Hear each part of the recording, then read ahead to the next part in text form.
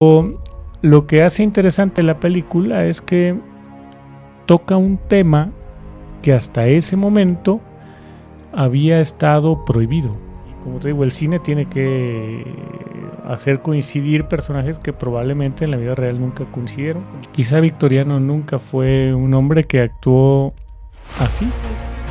Realmente es una película que te mueve, ¿no? Que te da ese recurso visual de ver cómo fue. Sí, tengo un don para la estrategia militar. Y es humilde también. Ciertamente, como planteabas, nunca fue Miguel quien. Lo que hace este personaje es precisar que fue el gobierno el que buscó desesperadamente un acuerdo. Claro, si es real, hay fotografías. Se den tiempo de ver la película y recordar a quienes debemos la libertad de la que gozamos en materia religiosa. En este episodio reaccionamos a La Cristiada, la película donde Andy García interpreta al general Gorostieta. Te contamos cómo se siente la historia cuando la ves hoy y qué transmite realmente la película sobre la fe, el valor y la persecución religiosa. Te explicamos la historia verdadera detrás de las escenas, quiénes fueron en realidad Gorostieta, Anacleto, José Sánchez del Río y los demás protagonistas. En qué acierta la película, qué dramatiza y por qué este capítulo de La Cristiada sigue siendo clave para entender a México. Cine, historia y una mirada honesta para que disfrute la película con otra profundidad. Esto es Osadía Cristiana.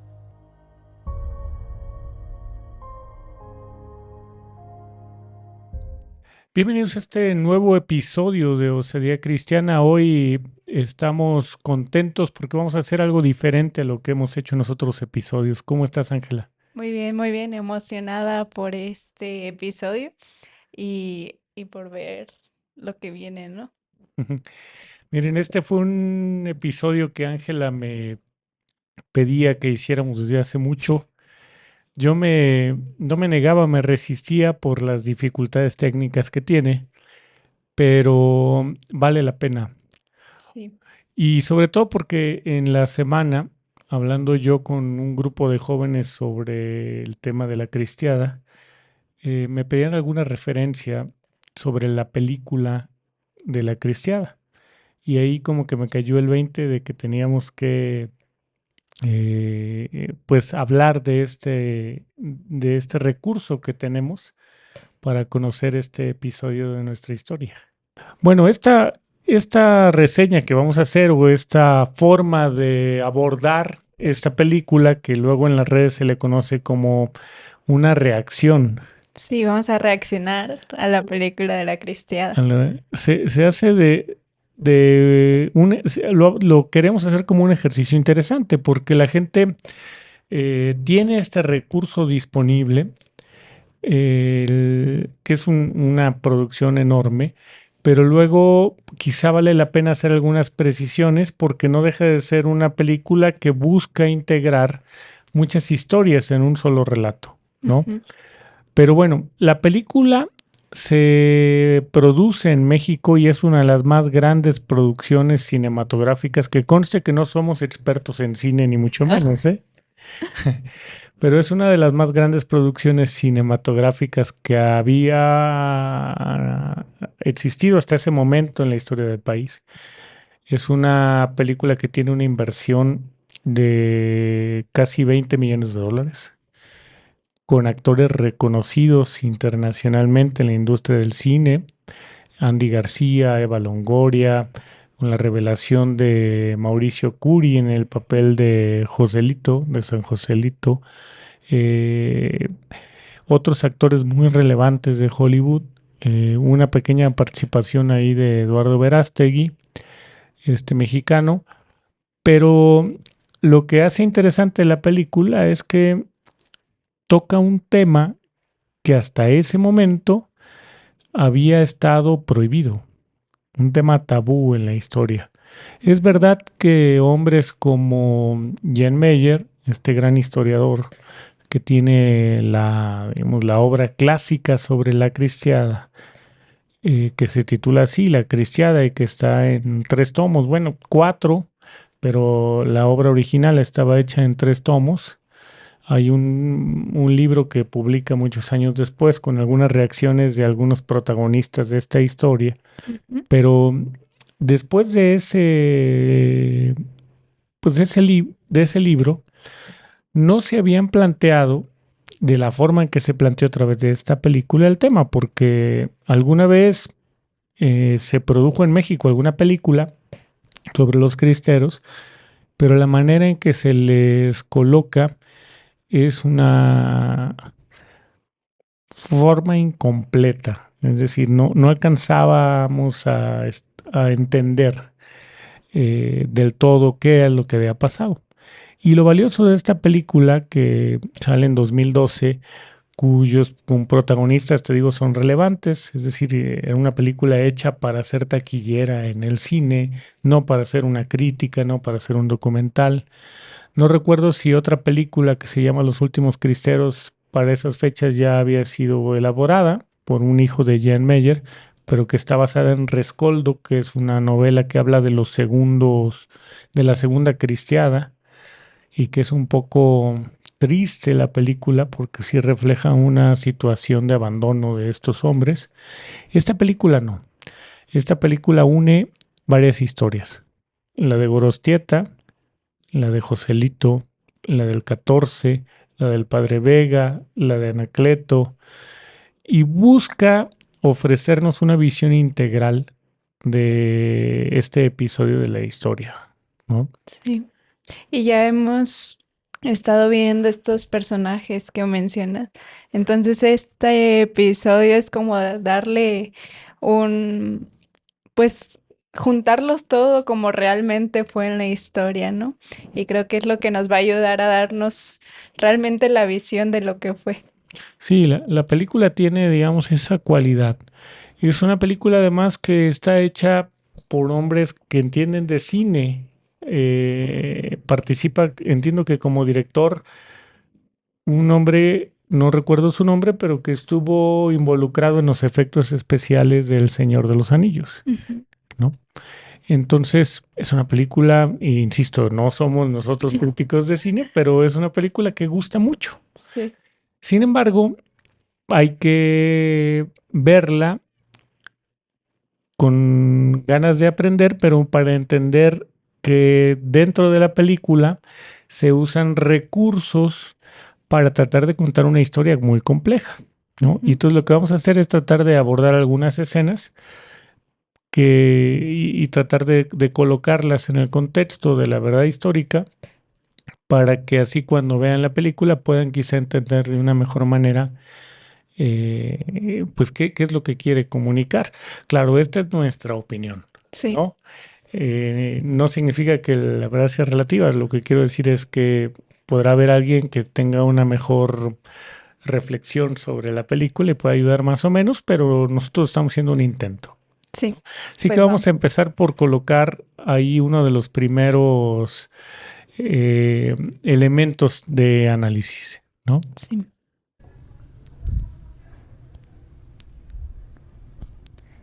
Iniciamos con la primera escena de la película, donde el presidente Calles da su discurso completamente antirreligioso, donde dice: todos las parias de Roma fueron enviados a nuestro país para envenenar las mentes y corazones de nuestro pueblo.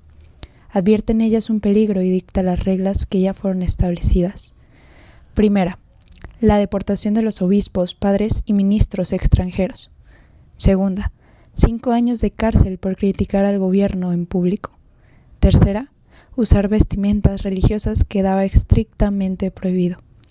Cierra con esto. Este gobierno hará todo lo necesario para preservar la dignidad de nuestro México, la libertad de su pueblo y las ideas inmortales de la Revolución Mexicana. Qué fuerte cierre, ¿no? La película nos coloca o nos mete de lleno en el pensamiento de los gobiernos revolucionarios de México, ¿no? Utiliza ahí el recurso de Calles como un hombre poderoso que se dirige a otros revolucionarios y coloca la existencia de la iglesia, a la que incluso en la película le dice los parias, ¿no? Sí. Paria es alguien indeseable.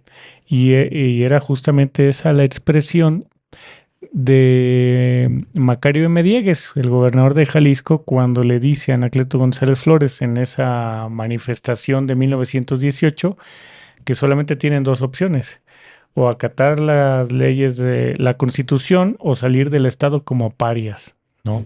Entonces ahí se le coloca a Calles esta expresión, pero era realmente lo que pensaban los revolucionarios de la época, ¿no? Ajá. Vamos a avanzar. En esta escena se nos presenta a Joselito por primera vez, haciendo algunas travesuras al padre Christopher. Vemos cómo es reprendido por su padrino y llevado frente al padre para ofrecerle disculpas por sus travesuras, aunque el padre reacciona con ternura y lo invita a conversar. Ahí la película empieza a narrar la vida de Joselito, de San Joselito. Plantea estos episodios de su vida y la película trata de conectar estas historias, ¿no? Ok. Joselito nace en Zaguayo, Michoacán. Luego haremos, digamos, un episodio particularmente de San Joselito, pero ahí ya presenta esta interacción que tenía Joselito con las autoridades de su pueblo, que era su padrino, el presidente municipal, y con la iglesia o con el sacerdote, ¿no? Aquí encontramos un pequeño diálogo entre el sacerdote y el padrino de Joselito, que era el alcalde del pueblo, donde éste le dice: ¿ha oído hablar de la ley Calles? Tenga cuidado con usar su sotana en público. Y es curioso cómo también afirma: Dios nos libre de estos paganos. Aquí hay algo interesante. Muchos de los miembros de la autoridad civil de la época realmente no estaban convencidos o no eran tan radicales como lo eran Calles y otros hombres poderosos de la época. Por eso, cuando se dirige al sacerdote, lo hace de una forma muy familiar y muy amigable, pero sutilmente deja la advertencia de que pues había un problema por el uso de su vestimenta clerical, y a muchas autoridades locales les pasa esto. Entran en una especie de esquizofrenia de no saber si siguen su conciencia y sus convicciones o ejercen su tarea de autoridad civil basándose en esas leyes en las que ellos no creían. En este caso, en la película se nos presenta al padrino de Joselito, que era presidente municipal. Probablemente eso nunca sucedió, pero que tenían este conflicto. Todas las autoridades locales tenían ese conflicto. Que tenían que aplicar una ley en la que no creían y no estaban convencidos y lo veían como una imposición del centro, ¿no? Ok. Pero la mayoría de ellos termina cediendo y sirviendo a los intereses del poder político. Ok.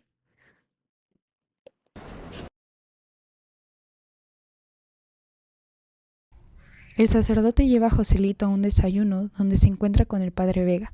Le comentan al sacerdote la posibilidad de una resistencia armada en el que el sacerdote más viejo presenta su inconformidad al decirle al padre Vega que nuestro Salvador es el príncipe de la paz. Pero el padre Vega se muestra firme en sus decisiones y le presenta una forma de ayudar pacíficamente, alimentando y albergando a quien lo necesite. Fíjate, en esta escena pareciera que Joselito y el padre Vega estaban sentados en la misma mesa. La realidad histórica es que Joselito se incorpora en la zona de Michoacán, de Zaguayo, Michoacán, y el padre Vega fue un sacerdote que estuvo siempre en la zona de los Altos de Jalisco. Ok. No interactúan, pero este diálogo entre un sacerdote más viejo, que además era extranjero, llegado a México y donde realizaba su ministerio, pues explica un poco el sentimiento de muchos sacerdotes que no estaban dispuestos a entrar en una confrontación armada y que entendían que ese no era su rol y que no creían que pudieran ser expulsados del país. Pero el padre Vega, que ya lo vimos en el capítulo anterior, había sido ordenado en un ambiente hostil en 1923, pues manifiesta una idea distinta, ¿no? De una resistencia contundente en una legítima defensa. Sí. Observamos la segunda aparición de Anacleto González Flores, que es llevado por un soldado federal hacia unas más clandestinas, donde las brigadas Juana de Arco estaban listas para recibirlas y esconderlas. Bueno, esta imagen nos podría hacer pensar que Anacleto era el hombre que estaba al mando de la cuestión de las armas, ¿no? Sin embargo, Anacleto no se involucra nunca en estos temas. Al final es empujado a quedar al frente del movimiento en Jalisco, de la dirección de la Liga en Jalisco, de la propia Unión Popular, pero difícilmente Anacleto se involucra personalmente en un asunto de suministro de cartuchos o armas, pero pues son recursos, ¿no? Ahí aparece ya en la película, si no me equivoco, es Adriana, que es un personaje de las Brigadas Femeninas Juana de Arco. Ahí se ve su participación. Ellas sí conseguían armas, pero te fijaste en el detalle interesante que ¿quién les proveía las armas? Los federales. Los mismos soldados, muchos de ellos católicos, que no estaban de acuerdo con lo que estaba sucediendo, que querían apoyar de alguna manera el movimiento, y era sorprendente cómo los cristeros disparaban cartuchos que recién habían sido fabricados, mientras que los ejércitos federales cargaban cartuchos viejos, ¿no? Porque todos los cartuchos pues tienen una serie y había manera de establecer cuándo fueron fabricados. Y la sorpresa de muchos federales era que los cartuchos que usaban los cristeros eran cartuchos elaborados por los mismos soldados que eran vendidos a los cristeros de forma clandestina, ¿no? Vamos a ver.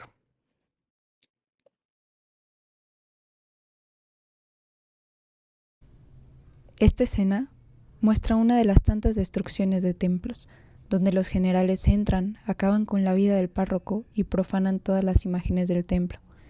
Pero un nuevo personaje hace su primera aparición.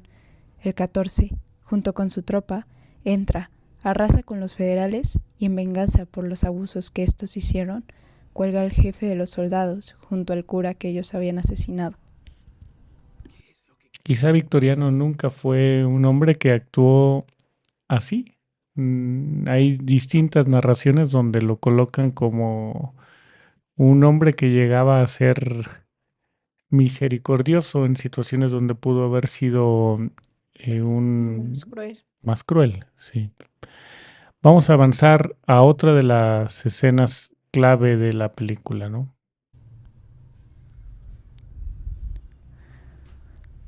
Aquí vemos el encuentro de Miguel Gómez Loza con el general Gorostieta, donde Miguel intenta convencerlo de unirse al movimiento cristero. Él dice: hay levantamiento en todo el país, más de 20,000 hombres, pero ningún líder. A lo que el general le responde de forma irónica: bien, formemos un ejército con rancheros y clérigos que tiemblan al sostener un fusil. ¿Pero tienen armas adecuadas? No. ¿Municiones? ¿Comando central? Lo único que tienen es su fe y eso no los salvará en la guerra. Miguel le responde: general, la Liga tiene una extensa red secreta por todo México. Debe haber leído de nuestras victorias, pero también por eso queremos contratarlo. Solo dígame, ¿a quién quiere servir el mejor general de México?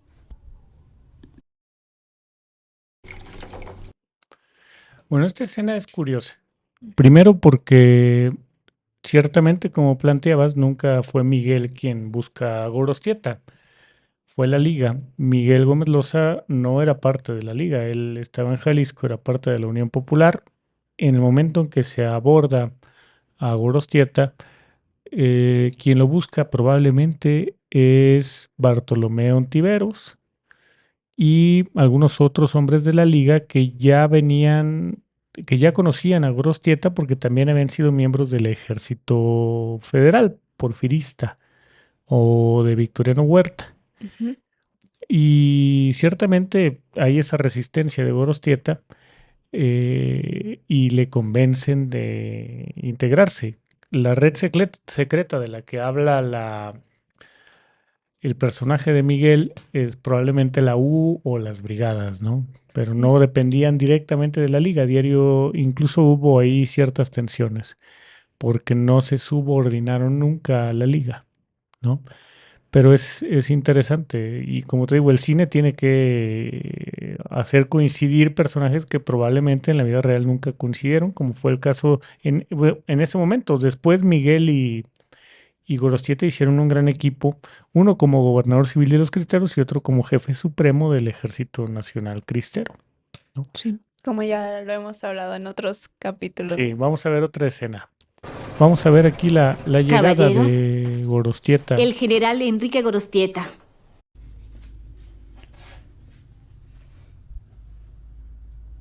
Como resultado de la escena anterior, se nos presenta la tensa llegada del general Gorostieta ante los líderes cristeros, el padre Vega, el 14, el padre Pedrosa, entre otros. Le presenta su táctica de guerra, ataque sorpresa. El 14 se pone con un desinterés a la autoridad del nuevo general, pero al final acepta. Gorostieta dice: si están aquí por venganza, pueden irse, porque ahora somos un ejército que lucha por Dios y por la Iglesia, por la libertad. Debemos trabajar juntos, podríamos morir juntos, pero lucharemos con honor, dignidad y astucia, y por la gracia de Dios seremos victoriosos. ¡Viva Cristo Rey! Es una escena muy importante de la película porque expresa todas las dificultades que tiene este hombre, pero en ese momento, probablemente eso nunca existió, es decir, ese momento en el que estuvieran reunidos todos y discutiendo qué los tenía ahí y las motivaciones que tenía cada uno, probablemente nunca se reunieron todos ellos juntos, probablemente sí, eran hombres todos relevantes de la resistencia cristera, Incluso había una mujer, ¿no? De las la que brigadas. representaba a las brigadas, porque no se entiende de ninguna manera la cristiada y los cristeros sin el apoyo de la mujer, que siempre fue muy discreto. Como te diste cuenta, la mujer estaba no relegada, sino ella es quien acompaña a Gorostieta para llegar hasta allá y luego aparece ahí en la escena, que es quien nos presenta que así fue.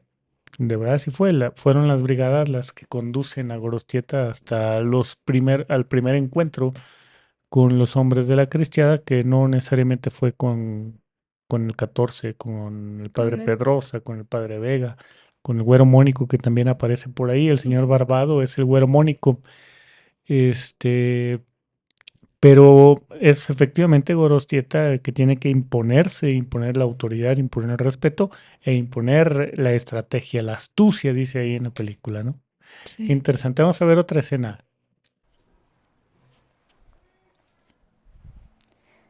Vemos a Joselito nuevamente, donde acompañado por un amigo van en busca de los campamentos cristeros para unirse al movimiento.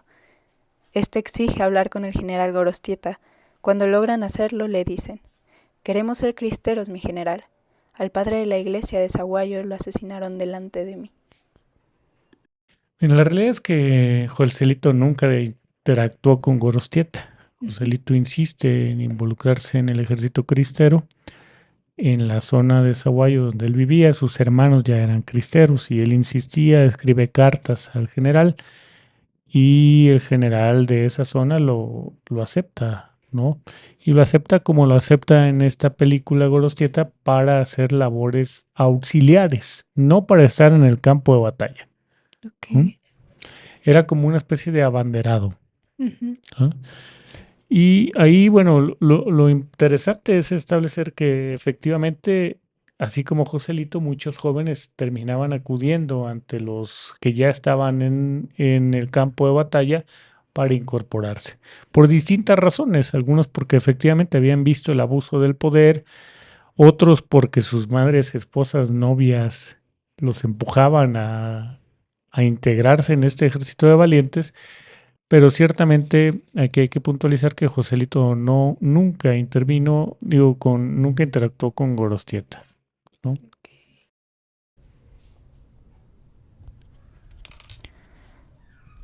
Ahora escuchamos una de las cartas del general Gorostieta a su esposa. Sé que podemos ganar esta guerra.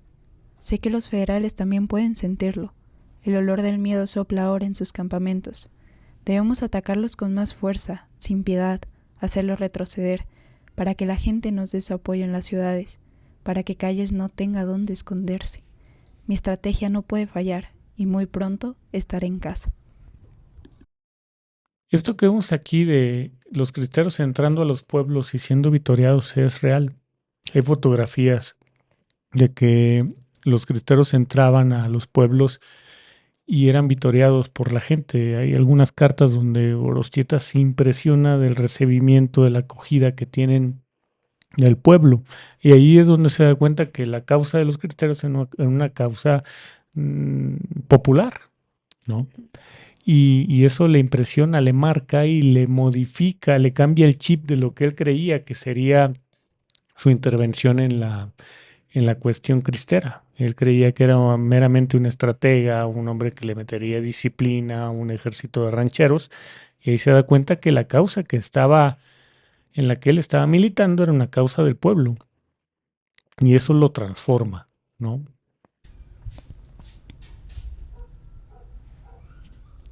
En esta escena encontramos la importante charla entre el embajador de los Estados Unidos y el presidente Calles, donde discuten las repercusiones que la guerra produjo entre las relaciones de estos dos países.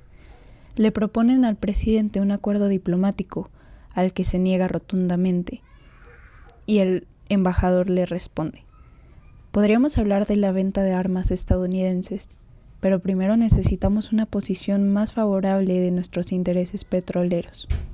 Poco a poco el embajador va convenciendo a Calles de realizar los acuerdos, pero desde Roma.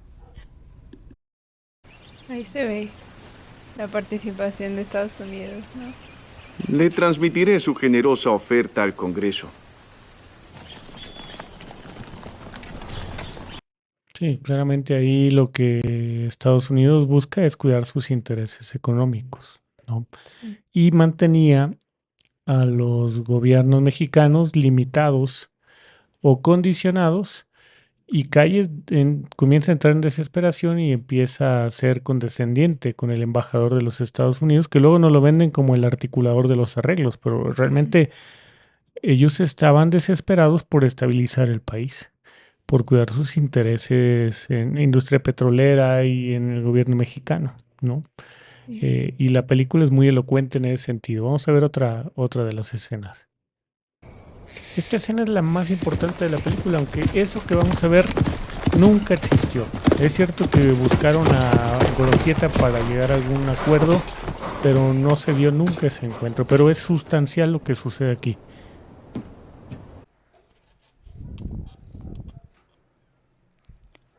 Aunque esta escena nunca se dio realmente, es una escena esencial para la película, donde Calles tiene un encuentro con el general Gorostieta, en el que éste al llegar le dice: tú veniste a mí. Lo que hace este personaje es precisar que fue el gobierno el que buscó desesperadamente un acuerdo, y lo tuvo que hacer al margen de la interacción de Gorostieta. Y yo me he puesto a pensar muchas veces que si efectivamente el ejército cristero no hubiera tenido posibilidades de derrotar al gobierno de Calles, ¿qué necesidad habría de buscar un acuerdo? Quien había cerrado los templos no había sido la gente, habían sido los obispos. Quien estaba supuestamente en una posición superior al gobierno, ¿por qué habría de buscar un acuerdo? ¿Me explico? Sí. Por eso cuando Gorostieta le dice: tú veniste a mí, ¿no? Con esa escena nos tiene que ayudar a entender que aunque muchos historiadores han demeritado las posibilidades de los cristeros de vencer, probablemente no estaban lejos de mantener o prolongar el conflicto y cambiar las circunstancias del acuerdo si se hubiera dado posteriormente. Pero vamos a ver el diálogo, que el diálogo es muy interesante.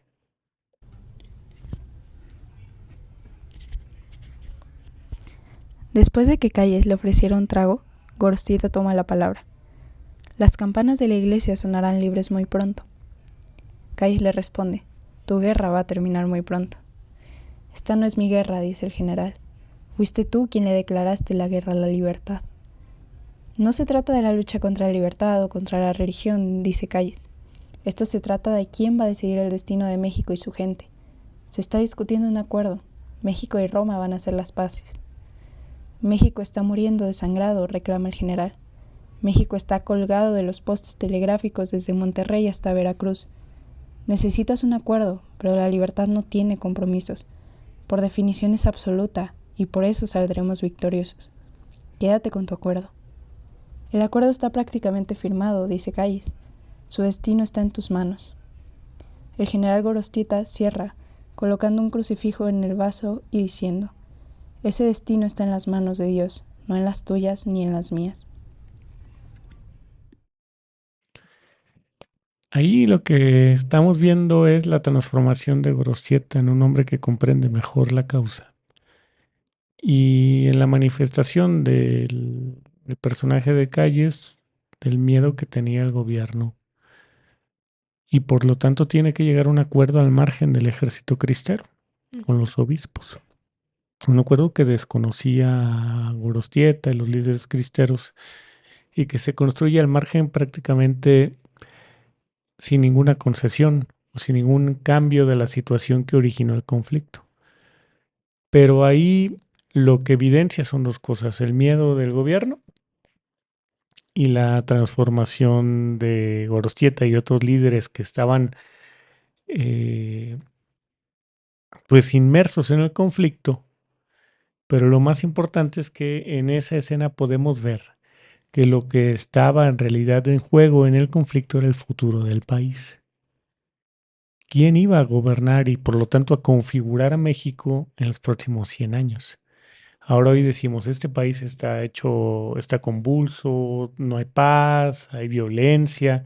¿Y quién configuró el país? ¿Quién ganó la decisión del porvenir? Lo ganó Calles. Y los callistas. Y los hijos y nietos de Calles, me refiero metafóricamente A los que los... a los que han seguido esa línea de conducta en el gobierno, ¿no? Hoy justamente estamos sufriendo las consecuencias de ese México desangrado que describe el personaje de Gorostieta, que efectivamente fue colgado en los postes de luz, que hoy es colgado en los puentes. Por eso esa escena es tan importante, porque nos permite entender quién ganó esa guerra en la forma en que la gana, de forma cobarde, sin continuar el enfrentamiento y las consecuencias de esa victoria, ¿no? Y ya vamos a ver las últimas partes de la película porque no es que estemos interesados en que lo que queremos es invitarlos a que vean la película, ¿no? Este diálogo final entre el padre Vega y Gorostieta, efectivamente, también no se da, no mueren. No se tiene documentado que Padre Vega estuviera el día en que asesinan a Gorostieta, ¿no? Probablemente tuvieron un diálogo parecido, quién sabe, no lo sé. Pero el Padre Vega no estaba, digamos, en la Hacienda del Valle cuando es asesinado Gorostieta. El Padre Vega es asesinado meses después en la batalla de Tepatitlán. Esa donde el embajador le decía a Calles, ¿cuántos hombres perdiste? ¿No? Porque fue la gran victoria de los cristianos. Vamos a ver. No sabemos lo que Dios tiene en mente. ¿Lo que Dios tiene en mente? ¿Qué es lo que Dios tiene en mente? ¿Que Roma nos dé la espalda? Después de que tantos se han sacrificado por él, ¿eso es lo que tiene en mente? ¿Y a quién obedecerá? ¿A Roma o a mí? Esa escena pues, nos muestra ya a Gorostieta como uno de los protagonistas de la película, ya como un hombre nuevo, ya con temor de Dios.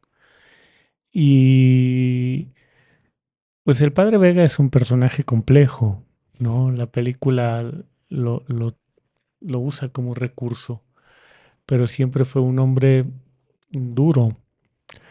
Eh, muere unos meses antes que Gorostieta, muere en la batalla de Tepatitlán, ya justamente la semana pasada hablamos de eso, pero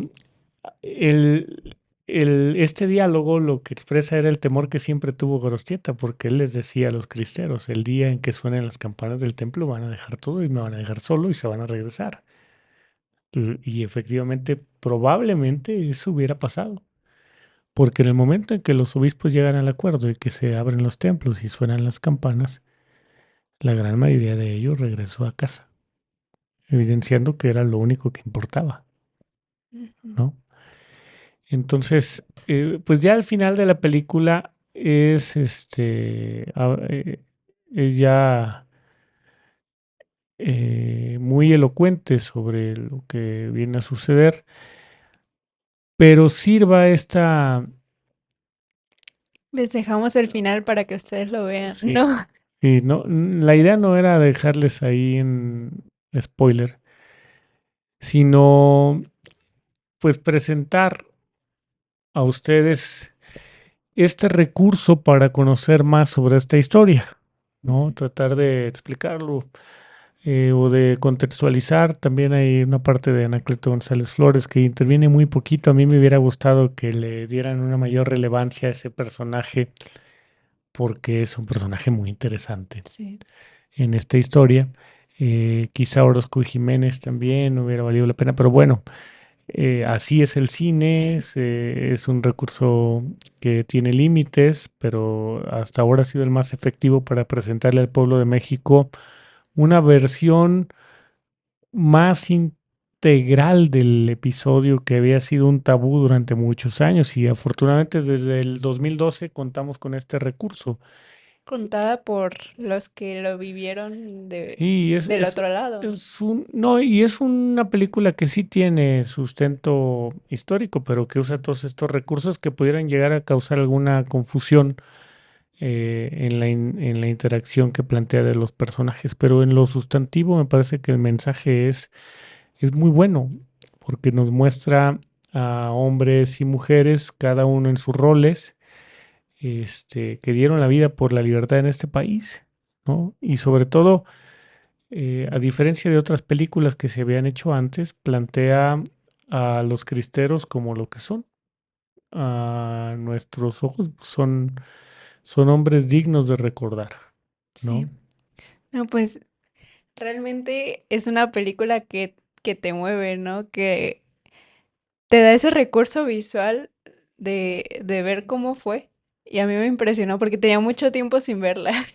Entonces verla otra vez y ya recapitulando todo lo que hemos hablado y cómo todo se conecta de alguna forma, estuvo impresionante, ¿no? Sí, este episodio es básicamente un momento en el que nosotros queremos invitarles, ahora que se acerca la festividad de Cristo Rey, y que son fechas en las que se recuerda a la revolución. En la historia de México se celebra la revolución, en la que queremos invitarles a que vean esta película. La van a encontrar, si ustedes la buscan, la van a encontrar sin mayor problema. Pero lo que queremos es que la vean. Sí.